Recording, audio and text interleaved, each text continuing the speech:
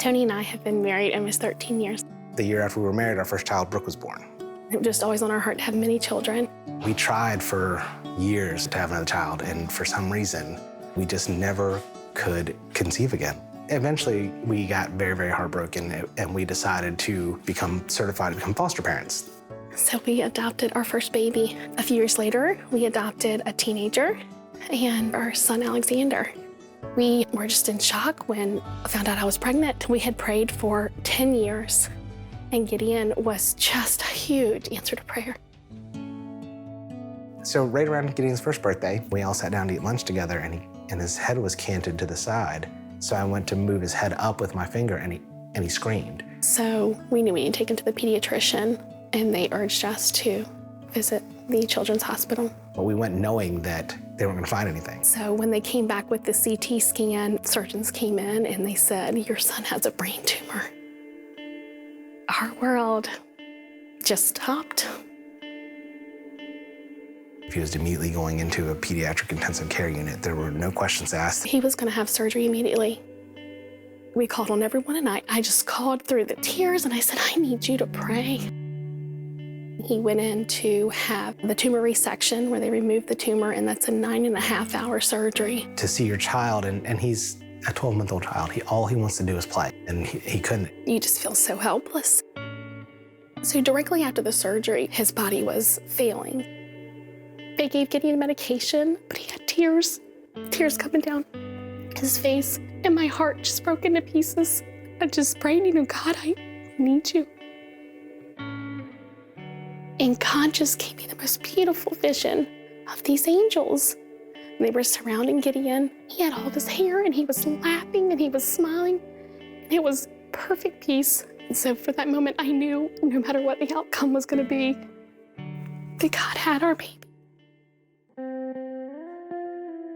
So he spent 30 days recovering in the ICU. They biopsied the tumor and discovered that he had nodular desmoplastic medulloblastoma, which is brain cancer.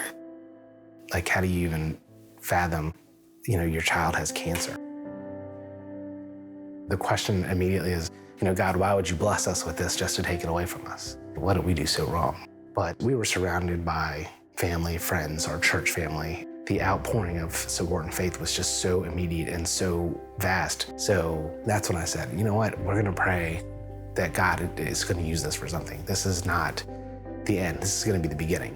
So just as a way of coping, we started a Facebook page, Prayers for Gideon, and we would write status updates, and we would ask for specific prayers of healing. So after 30 days in the ICU, Gideon just turned a corner and he began chemotherapy. A lot of the chemotherapy treatments are dependent on white blood cell count. So at one point, Gideon had gone in to get his labs done, and his white blood cell count was 0. In order for him to go home, Gideon's white blood cells needed to be 500. We were told to expect he would be in the hospital at least 4 or 5 days to achieve that 500 count. We begged for prayers from people, and literally thousands of people prayed specifically that our son's white blood cell count would go up enough that we wouldn't have to postpone his treatment, and God answered the call. His white blood cell count went from 0 to 7,000 in less than 8 hours. They had to run the test 3 times. No one could understand. God was healing our baby. Gideon has gone through 6 months of chemotherapy, and his last day of chemo is on the day before Thanksgiving. And it was just God's perfect timing. We had so much to be thankful for. And so he was gonna go in for an MRI, and I called friends from the church and I said, he needed to come because there's gonna be a miracle. God's gonna heal Gideon. And so we had a 4-hour MRI, and the oncologist came in and said Gideon has no evidence of disease, no cancer in his body. Some of the most amazing words in the world. It was right around Christmas time, like the best Christmas present ever. We have rejoiced and praised. We stop down, we listen to the birds sing, and we look at the flowers. God has taught us so much about life and how to cherish each moment. This is the story of a little boy that was diagnosed with one of the most horrific diseases that we can think of, and God blessed him and he came through it. It's not a road that we would have chosen, but God is always there, and he was with us. He never left us.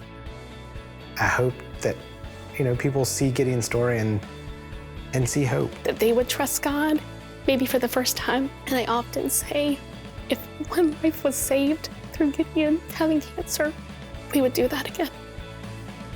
God has taught us that He can use someone so small to make such a big difference in the world.